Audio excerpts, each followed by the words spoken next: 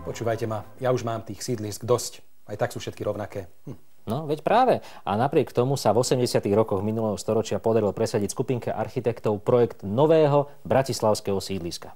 Áno, tak predsa? No, projekt áno. Malo to byť luxusné, reprezentatívne sídlisko, nielen noclaháreň, ale samostatná mestská štvrť v lone prekrásnej prírody. No, a podarilo sa? Čo myslíte? Mohli by sme začať ako v rozprávke. Bol raz krásny kus krajiny s miernymi svahmi a údoliami, s vinicami a záhradami, s výhľadom na rieku.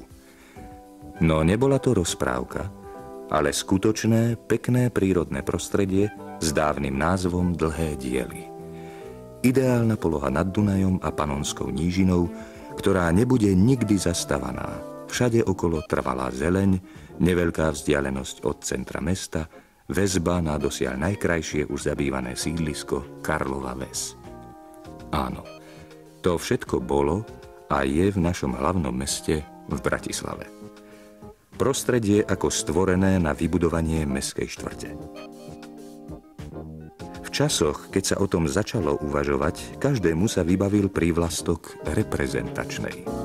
Urbanista a architekt ani nemôžu dostať lepšiu príležitosť. Preto aj prvá modelová predstava, nazvaná Experimentálny obytný súbor Bratislava Dlhé diely, vychádzala z maximálnych nárokov na projekt a jeho realizáciu.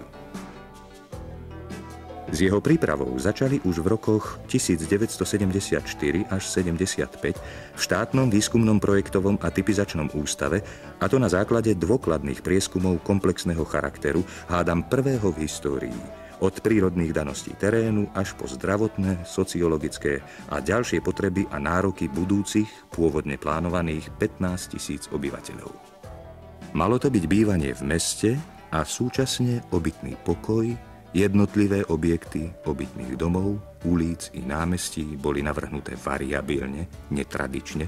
Predpokladala sa skutočne komplexná vybavenosť, vybudovanie mestského parku, plynulý prechod obytnej časti do okolitej zelene, pracovnej príležitosti.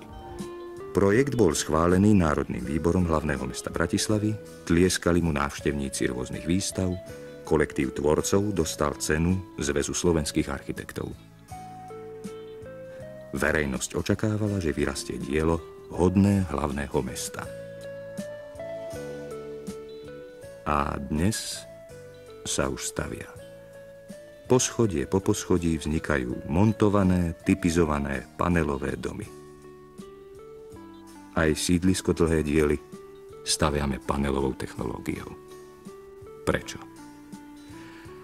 Spolupracovníkom a pokračovateľom architekta Gebauera je inžinier-architekt Jozef Ondriáš zo štátneho výskumného projektového a typizačného ústavu.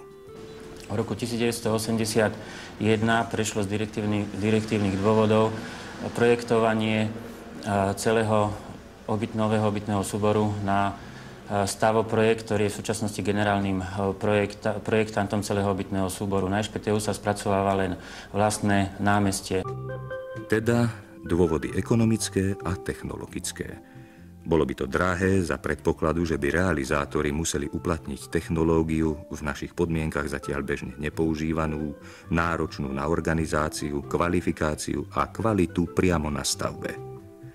V pôvodnom experimentálnom i dnešnom upravenom projekte je centrom obytného súboru námestie. Dnes už pravda čiastočne posunuté v urbanistickom i architektonickom riešení. Má stáť tu, v tomto údolí.